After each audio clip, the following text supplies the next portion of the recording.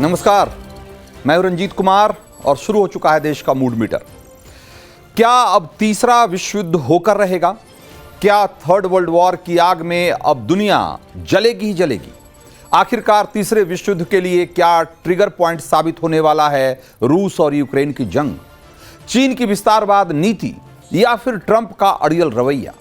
दुनिया में कई मोर्चों पर एक तरीके से भिड़ंत दिख रही है और ये कहा जा रहा है कि दुनिया बहुत ही खतरनाक मोड़ पे है जब लड़ाई की चिंगारी किसी भी वक्त दहकते हुए महायुद्ध के शोलों में तब्दील हो सकती है। और थर्ड वर्ल्ड वॉर हुआ तो इसमें 1% भी डाउट नहीं है कि यह महाविनाशकारी, महाप्रलयंकारी होगा, क्योंकि आज हर छोटे बड़े देशों के पास तबाही वाले शक्तिशाली हथियार हैं। अब सवाल यह है कि आखिरकार महायुद्ध वाला यह अलार्म अचानक क्यों बजना तेज हो गया है और इसके लिए जिम्मेदार कौन है? आज इसी की पड़ताल करेंगे और बताएंगे कि दुनिया पर मंडराते महायुद्ध के इस खतरे के लिए महाखलनायक कौन है। तो शुरुआत रूस और यूक्रेन के जंग से करते हैं। और ये जो तस्वीरें आप देखिए जरा, ये रूस का बदला है, ये पुतिन का प्रतिशोध है। रूसी राष्ट्रपति भयंकर गुस्से में हैं और गुस्साए तिलमिलाए पुतिन का बदला देख लीजिए। ऐसा लगता है कि पुतिन के गुस्से की आग में न सिर्फ यूक्रेन बल्कि हर नेटो देश जलेगा। रूसी एयरबेस पर यूक्रेन के ड्रोन हमलों के जवाब में रूस ने एक बड़ा काउंटर स्ट्राइक शुरू किया है और रूस ने पूरी रात यूक्रेन पर आग बरसाए हैं। रूस इसलिए बौखलाया हुआ है क्योंकि यूक्रेन ने रूस के 5 एयरबेस तबाह कर दिए हैं और उसमें से कुछ तो रूस के साइबेरियाई इलाके में हैं और यूक्रेन के बॉर्डर से 4700 किलोमीटर दूर हैं। यूक्रेन ने इस हमले की 18 महीने पहले प्लानिंग शुरू की थी और नतीजा यह रहा कि यूक्रेनी ड्रोन हमले में रूस के $7 बिलियन एक झटके में खत्म हो गए। $60 बिलियन के वॉर प्लेन एक झटके में तबाह हो गए, एक झटके में राख हो गए। यूक्रेन की इस बड़ी हिमाकत का जवाब तो मिलना तय था और यह जवाब कितना खतरनाक होगा, इसी को लेकर दुनिया आशंकित है। यूक्रेन के जेपोरेजिया, सूमी, खार्किव, हर इलाके में रूसी मिसाइलें मौत बनकर गिर रही हैं और कहा यह जा रहा है कि यह तो बस महातबाही का ट्रेलर भर है। रूस भयानक तरीके से अपना गुस्सा निकाल रहा है और दूसरी तरफ तुर्की के इस्तांबुल में दोनों देशों के अधिकारी शांति वार्ता के लिए आमने सामने बैठे हैं। दूसरे दौर की बातचीत हो रही है, लेकिन मिसाइल और तोपों की गर्जना के बीच इस बातचीत का कोई नतीजा निकलेगा भी क्या? यह एक बहुत बड़ा सवाल है। रूस और पुतिन को सालों से स्टडी करते आए एक्सपर्ट यही मान रहे हैं कि जब तक पुतिन का प्रतिशोध पूरा नहीं होगा तब तक पुतिन छोड़ने वाले नहीं। और वैसे भी उस शांति वार्ता का क्या मतलब है जब जेलेंस्की खुद इसी वक्त लिथुआनिया में मौजूद हैं और वो भी नेटो देशों के साथ मीटिंग कर रहे हैं, और वही नेटो देश जो रूस से लड़ने के लिए यूक्रेन को एक से बढ़कर एक मारक और मॉडर्न हथियार मुहैया करा रहे हैं। तो अगर आप देखिए कि जेलेंस्की एक तरफ यूरोपीय देशों के साथ मिलकर महायुद्ध की तैयारी कर रहे हैं और दूसरी तरफ इस्तांबुल में शांति वार्ता का खेल चल रहा है। इसलिए मैं कहता रहा हूं कि रूस और यूक्रेन की यह लड़ाई महायुद्ध का बड़ा ट्रिगर पॉइंट साबित हो सकती है, क्योंकि अंदर खाने आग ही आग है। रूस के साथ पीस टॉक की टाइम और लोकेशन फिक्स होने के बावजूद जेलेंस्की ने रूसी फाइटर प्लेन्स और बॉम्बर्स को ड्रोन अटैक करके तबाह करने की परमिशन दी ना, और वो भी पीस टॉक के कुछ घंटे पहले, 10 घंटे पहले। यह इस बात का संकेत है कि जेलेंस्की को शांति और युद्ध विराम की कोई परवाह नहीं। और जहां तक अमेरिकी राष्ट्रपति डोनाल्ड ट्रंप की बात है, तो किस मुंह से अब पुतिन को लड़ाई रोकने के लिए कहेंगे जब उनका बिजनेस और ट्रेड पार्टनर यूक्रेन रूस पर ताबड़तोड़ हमले किए जा रहा है। इसीलिए कहा जा रहा है कि इस बार पुतिन एकदम आर पार की लड़ाई के मूड में है और वो महायुद्ध के मूड में है। रूस का यूक्रेन के इस ड्रोन अटैक की जो तुलना है, जो हमला किया है यूक्रेन ने रूस पर, उसकी तुलना दूसरे विश्व युद्ध के दौरान अमेरिका के पर्ल हार्बर पर जापान के हमले से हो रही है। 7 दिसंबर 1941 की सुबह जापान ने कई विमानों को एक साथ, जापान के विमानों ने मिलकर पर्ल हार्बर पर बम बरसाए थे और इस हमले में अमेरिका के 300 से ज्यादा विमान तबाह हो गए थे और कई समुद्री जहाज भी नष्ट हो गए थे। 2400 से ज्यादा अमेरिकी सैनिक मारे गए थे। लेकिन उसके बाद जो हुआ वही आज भी होने का डर सता रहा है। पर्ल हार्बर के अटैक का बदला अमेरिका ने जापान पर परमाणु बम गिरा कर लिया था। 1945 में अमेरिका ने जापान के 2 शहरों हिरोशिमा और नागासाकी पर परमाणु बम गिराए और इसके बाद जापान को सरेंडर करना पड़ा था। अब सवाल यह है कि क्या रूस दूसरे विश्व युद्ध की उस खौफनाक कहानी को फिर से दोहराने वाला है और रूस का जवाबी हमला क्या तीसरे विश्व युद्ध का ट्रिगर पॉइंट बनने वाला है, या फिर रूस इस बार यूक्रेन के मददगारों पर एक्शन लेकर युद्ध के मोर्चों का और विस्तार करने वाला है। क्योंकि अगर पुतिन यूक्रेन को हथियारों की सप्लाई करने वाले किसी भी नेटो देश पर डायरेक्ट हमला करते हैं तो इसका अंजाम बहुत खतरनाक होने वाला है।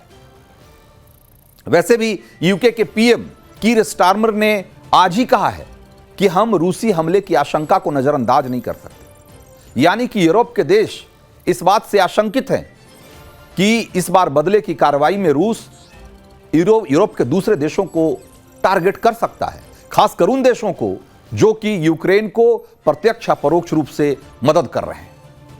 और नेटो संगठन का जो नियम है वो कहता है कि अगर एक नेटो देश पर हमला होगा इसका मतलब कि हर नेटो देश पर हमला हुआ है। इसीलिए नेटो के किसी एक मेंबर देश पर हमला होने का मतलब उसके बचाव में सारे नेटो देशों को आना पड़ेगा। और रूस बनाम नेटो, यानी कि और नेटो में चूंकि अमेरिका भी उसका पार्टनर है, उसका सहयोगी है, तो ये रूस बनाम अमेरिका और यूरोप की जंग में तब्दील हो जाएगा और एक तरीके से ये विश्व युद्ध का रूप ले लेगा। लेकिन सवाल ये है कि क्या रूस नेटो के नियम से डरकर यूक्रेन को या फिर नेटो के किसी देश को सबक सिखाने से पीछे रह जाएगा, महायुद्ध से डरकर चुप बैठ जाएगा? तो जो पुतिन को जानते हैं वो इसकी संभावना को खारिज कर रहे हैं, क्योंकि रूस के भीतर शांति की नहीं बल्कि इस बात की चर्चा चल रही है कि अगर यूरोपीय देशों पर हमला करना है तो वो कैसे होना है, कैसे करना है। और पुतिन के सामने रूसी सेना के मिसाइल फोर्स के कमांडर जनरल सर्गेई कारकेव, उन्होंने एक प्लान पेश किया है और रूसी जनरल ने यह कहा है कि रूस की हाइपरसोनिक मिसाइल ओरेस्निक ये यूरोप के किसी भी देश को तबाह कर सकती है। यूक्रेन के हमले का जवाब देने के लिए रूस में जो बड़ी बैठक चल रही थी उसी में जनरल सर्गेई ने एक खतरनाक आइडिया पुतिन को दिया है। सोच लीजिए कि रूस किस लेवल पर प्लानिंग कर रहा है। और जनरल ने इधर आइडिया दिया और उधर पुतिन बाहर आए और प्रेस कॉन्फ्रेंस में दुनिया को बताया कि हाइपरसोनिक मिसाइल ओरेस्निक जब चलती है तो टारगेट कैसे धुआं धुआं हो जाता है। एक बार आप खुद सुन लीजिए, फिर आप समझेंगे कि दुनिया किस खतरनाक मोड़ पर बैठी हुई है आज।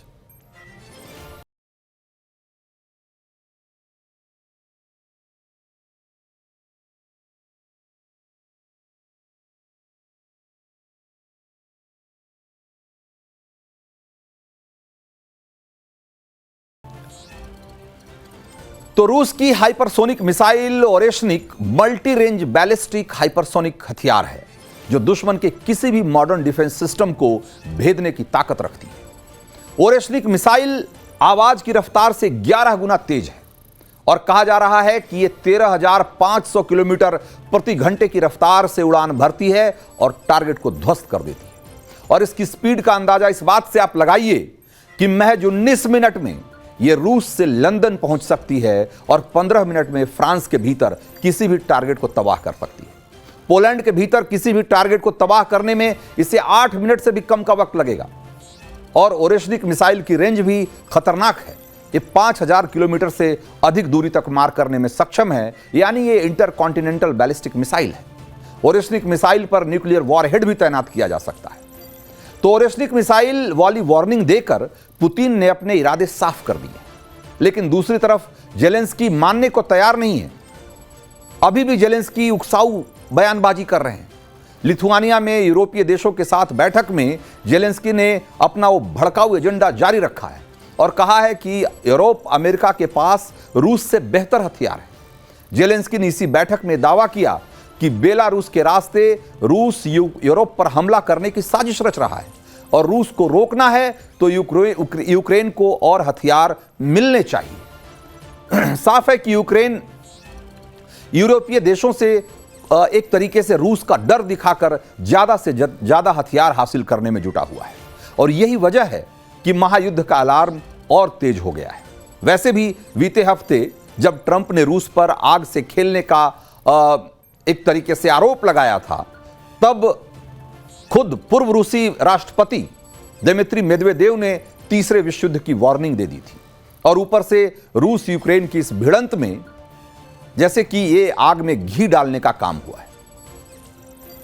तो दुनिया में युद्ध के इतने मोर्चे एक साथ खुले हुए हैं कि कब कहां से कौन सी चिंगारी उठे और एक बड़े महायुद्ध में तब्दील हो जाए, विश्व युद्ध में तब्दील हो जाए, कहना मुश्किल है।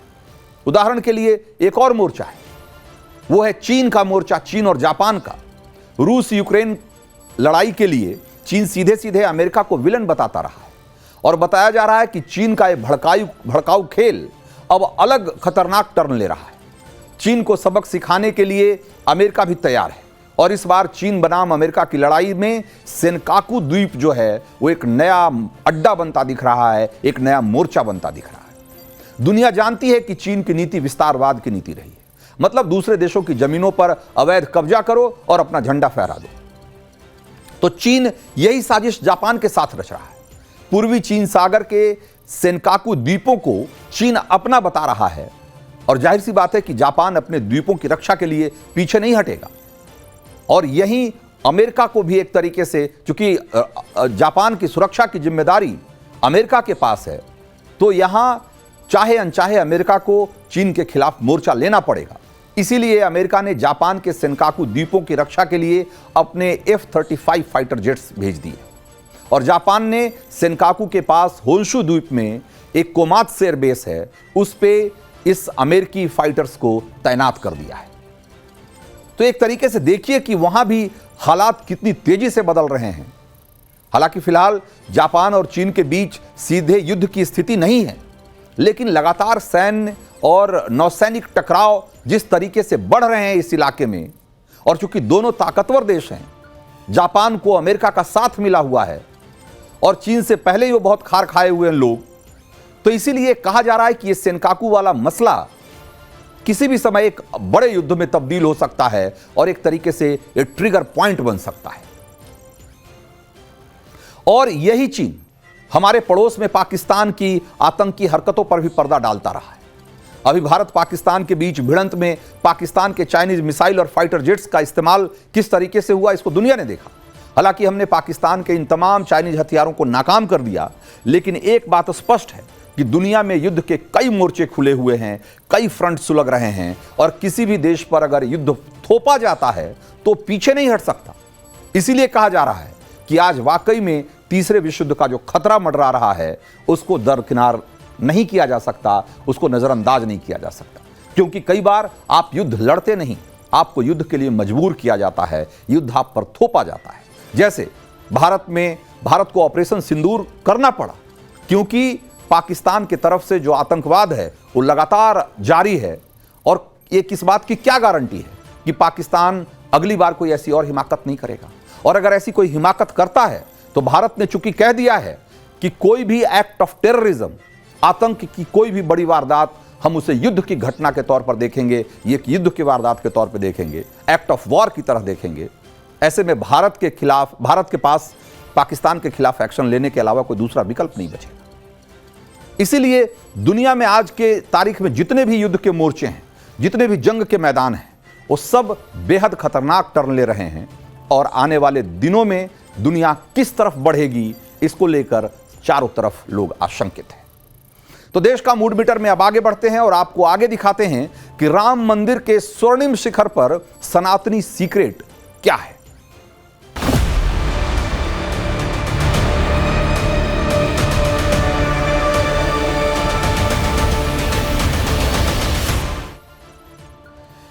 तो अयोध्या राम मंदिर के प्रथम तल पर राम दरबार की प्राण प्रतिष्ठा 5 जून को होनी है और उससे पहले राम मंदिर के शिखर ने अपना स्वर्णिम रूप ले लिया है। राम मंदिर के 161 फुट ऊंचे शिखर का मुख्य कलश सोने की परतों से पूरी तरीके से सजाया जा चुका है और मंदिर के पांचों मंडपों के शिखर पर सोने की परतें लगा दी गई है और पूरा शिखर जगमगा रहा है। यह पल अयोध्या राम मंदिर के इतिहास में बेहद खास है, क्योंकि भगवान राम और अयोध्या राम मंदिर के शिखर से सोना यानी कि गोल्ड का एक खास रिश्ता रहा है, नाता रहा है, जो आध्यात्मिक भी है और वैज्ञानिक भी है, और जिसका जिक्र 1400 साल पुराने उन शिलालेखों में भी मिलता है जिसे बाबर की सेना नहीं तोड़ पाई थी।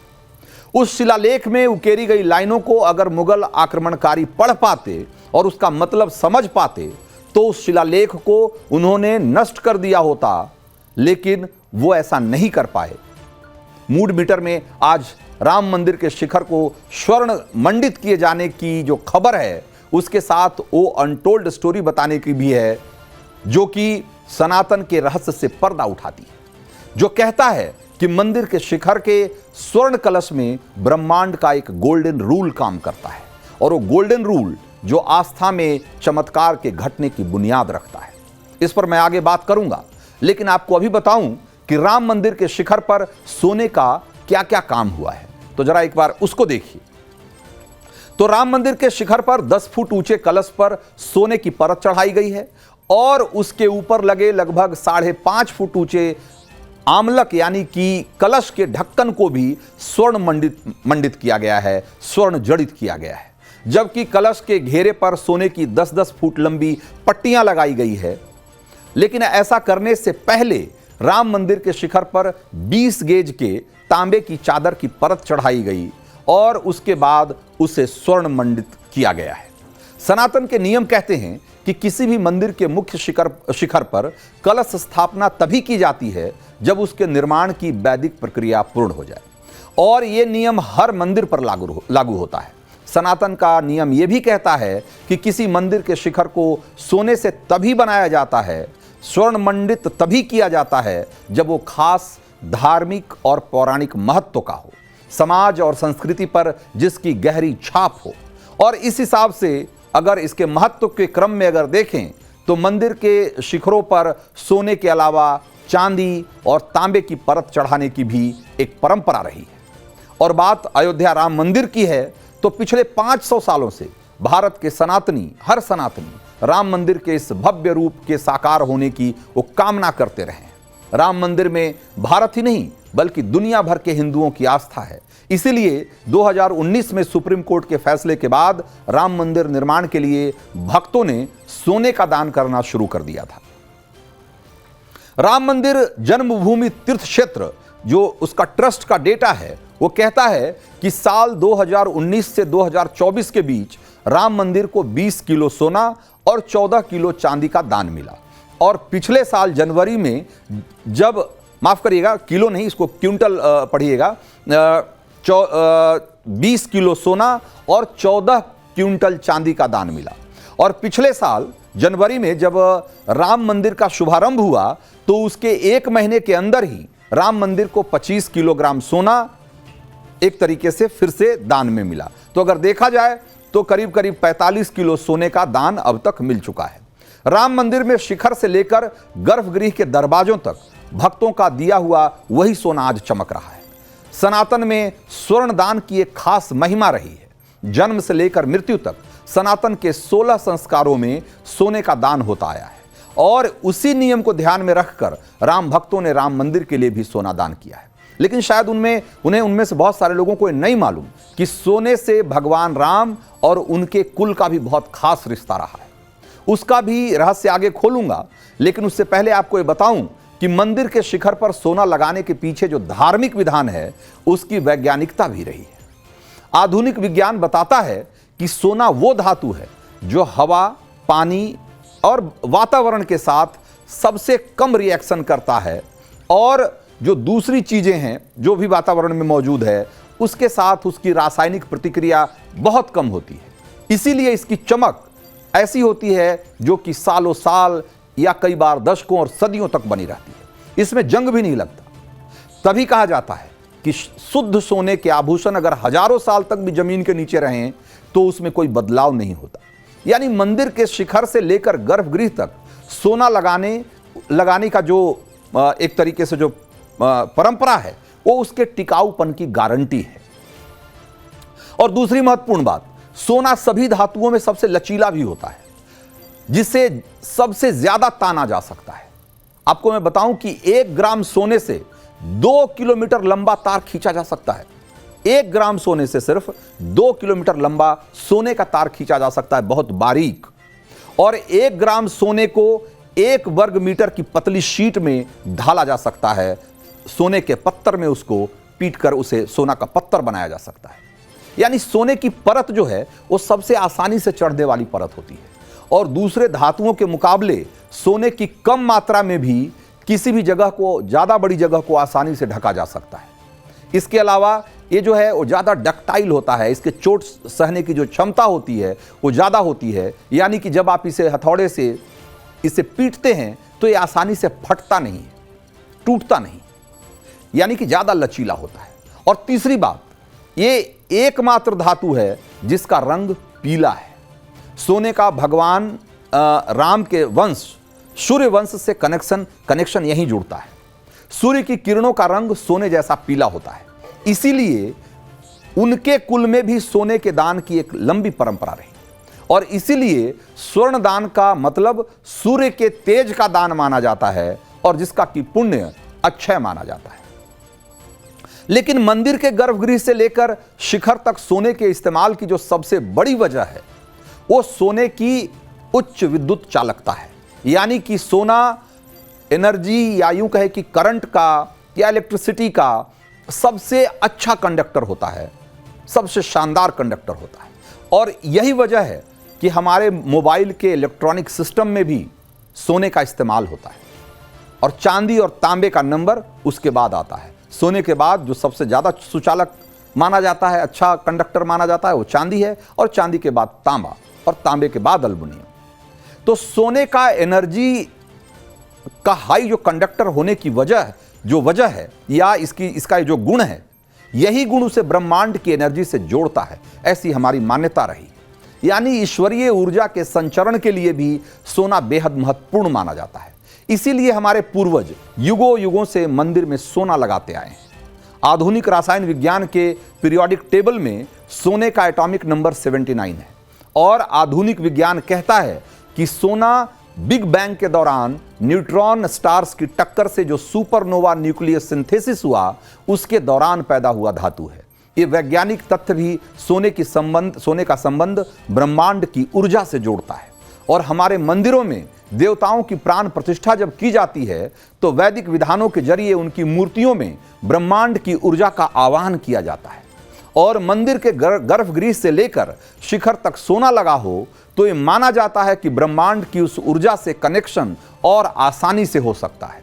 और ये सनातन के मंदिर का विज्ञान है।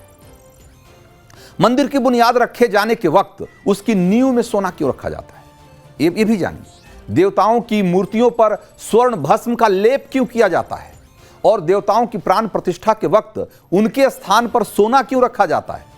अब आप इस बात को भी आसानी से समझ गए होंगे। असल में उनमें ब्रह्मांड की ऊर्जा को साधने के लिए सोने को एक कनेक्शन के तौर पर देखा जाता है, एक जरिया के तौर पर देखा जाता है, एक माध्यम के तौर पर देखा जाता है। राम मंदिर की नींव रखे जाने के वक्त भी इस गोल्डन रूल का पालन हुआ था। रामलला की प्राण प्रतिष्ठा के वक्त भी, और अब राम दरबार समेत बाकी मंदिरों की या बाकी मूर्तियों के प्राण प्रतिष्ठा के दौरान भी इसी नियम का पालन किया जा रहा है। तो मंदिर के शिखर को सोने की परत से ढककर इसे एक तरीके से फाइनल टच दिया गया है। और अब आपको जाते जाते उस 1400 साल पुराने उस शिलालेख की कहानी बता देता हूं, जिसका जिक्र मैंने सबसे पहले किया था। 6 दिसंबर 1992 को अयोध्या में विवादित ढांचा टूटा था। उसी के अवशेष से एक प्राचीन शिलालेख मिला था, और जिसकी लिपि बहुत पुरानी थी। सुप्रीम कोर्ट के आदेश से इस शिलालेख को सुरक्षित रखा गया है, और उस प्राचीन लिपि को मैसूर के माधव कट्टी को ने पढ़ा, और जो उस शिलालेख पर जो लिखा था, ये विष्णु हरि, उसमें जो लिखा है उसका मैं मजमून आपको बताता हूं। उसमें क्या लिखा गया है? उसमें लिखा गया है कि ये विष्णु हरि जी का मंदिर है, जिसका शिखर स्वर्ण कलश से मंडित है। और इस शिलालेख को 1154 ईस्वी में लगाया जा रहा है और सनातन की प्राचीन परंपरा के मुताबिक ये बात उस शिलालेख पर ये साफ साफ लिखा गया है और उसमें भी इस बात का जिक्र है कि इसका जो शिखर है वो स्वर्ण मंडित है। राम मंदिर के शिखर पर आज सोने का कलश लगाया गया है, मंदिर पर सोने की परत चढ़ाई गई है। तो उसमें 1400 साल पुराने शिलालेख में जो ब्यौरा दिया गया था उस ब्यौरे के हिसाब से उसको किया गया है। तो ये है राम मंदिर के स्वर्ण मंडित होने की पूरी कहानी। तो देश का मूड मीटर में अब आपको आगे दिखाते हैं अगली स्टोरी और ये बताते हैं कि बूंद बूंद के लिए तरसते पाकिस्तान में क्या अब की बार बिना पानी के ईद मनेगी।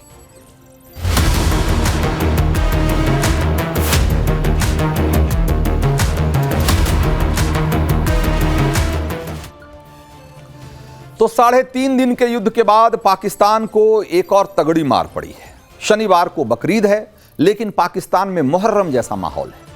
कुर्बानी बकरों की होनी है लेकिन मिमिया पाकिस्तान आर्मी चीफ असीम मुनीर रहा है और शहबाज शरीफ रहा है। पाकिस्तान के प्रधानमंत्री शहबाज शरीफ कैसे बिलबिला रहे हैं इसे दुनिया देख रही है। ना चीन बचाने आ रहा है और ना ही तुर्की समेत 4 देशों का दौरा कर रहे शहबाज शरीफ खाली हाथ वापस लौट आए हैं और हफ्ते भर से शहबाज शरीफ इस्लामिक देशों के बीच मुस्लिम ब्रदरहुड के नारे लगा रहे थे, भारत पर जीत का फर्जी ढोल पीट रहे थे। लेकिन शहबाज को दौरे के दौरान ही एक ऐसी रिपोर्ट मिली जिसने साफ कर दिया कि अब पाकिस्तान में 1 गैलन पानी के लिए खून बहने वाला है। रिपोर्ट ही कुछ ऐसी है। इस रिपोर्ट को पढ़ने के बाद शहबाज इस कदर घबरा गए हैं कि वो तजाकिस्तान में ही गुहार लगाने लगे कि भारत ने पानी रोक दिया, कुछ तो करो भाई। पहले शरीफ को सुनिए और फिर रिपोर्ट के बारे में बताऊंगा जिसके सामने आने के बाद पाकिस्तान पानी बिना फड़फड़ाने लगा है। तो सुना आपने, जो शहबाज पहले जंग चिल्ला रहे थे अब पानी दिलाओ की मिन्नतें कर रहे हैं। शहबाज शरीफ के बयान से यह स्पष्ट है कि भारत ने सिंधु जल संधि रद्द करके या उसको सस्पेंड करके सही जगह चोट की। दरअसल पाकिस्तान के IRSA यानी कि इंडस रिवर सिस्टम अथॉरिटी, इसने एक रिपोर्ट जारी की है और इस रिपोर्ट के सामने आने के बाद पाकिस्तान में हाहाकार मचा हुआ है। यह रिपोर्ट सिंधु जल संधि को सस्पेंड करने का आफ्टर इफेक्ट है। IRSA की रिपोर्ट में कहा गया है कि भारत के सिंधु जल समझौते को स्थगित करने के बाद पाकिस्तान बूंद बूंद को तरस रहा है। अब पाकिस्तान में पानी की ऐसी किल्लत हो गई है कि बांध सूख गए हैं। खरीफ की खेती पर सूखे का संकट मंडरा रहा है। बिजली की कमी से बत्ती गुल होने वाली है और लोग प्यास के डेंजर जोन में जा रहे हैं। यानी 3.5 दिन की जंग और फिर सीज फायर के बाद जो कसर बाकी रह गई थी उसे सिंधु जल समझौते को रद्द करके भारत ने पूरा कर दिया है। पाकिस्तान के सिंधु नदी प्रणाली प्राधिकरण यानी कि IRSA ने यह बताया है कि पाकिस्तान में सिंधु नदी तंत्र में पानी का बहाव 21% कम हो गया। पानी के फ्लो के कम होने से पाकिस्तान के 2 बड़े बांधों में पानी का लाइव स्टोरेज जो है वो 50% तक कम हो गया है।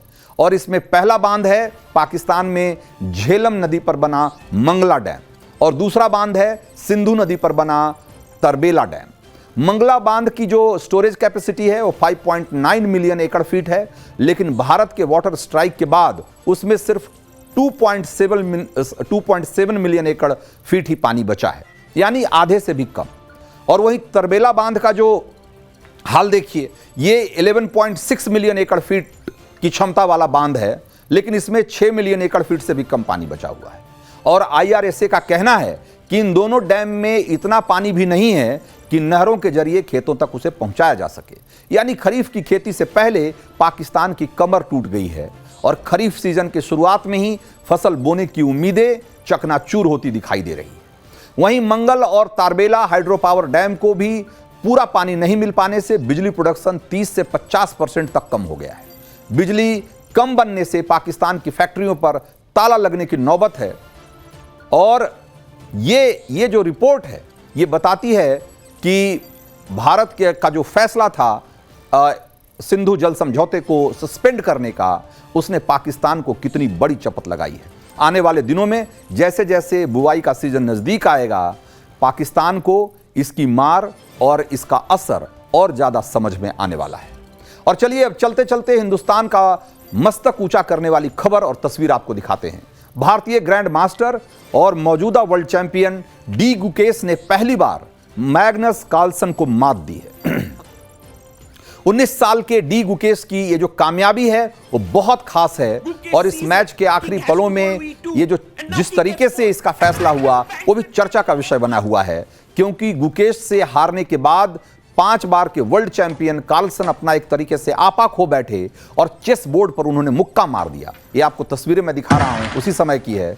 और उसके बाद हाथ पटकने से पूरा एक तरीके से चेस बोर्ड हिल गया और फिर उन्होंने एक तरीके से मुहरों को सजाने की कोशिश की और फिर झल्लाहट में उसे दोबारा पटक दिया। मैग्नस कार्लसन हार से काफी गुस्से में थे और वो इसे बर्दाश्त नहीं कर पाए थे।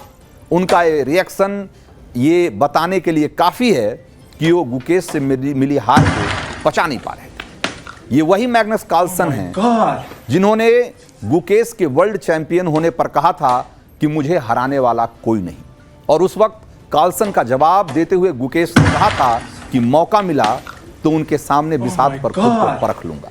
गुकेश ने अपनी बात को पूरा किया और 35 साल के मैग्नस कार्लसन को आखिरी दांव में ऐसी मात दी कि वो भी हैरान रह गए और अपना आपा खो दिया। ये उसकी तस्वीरें जरा देखिए।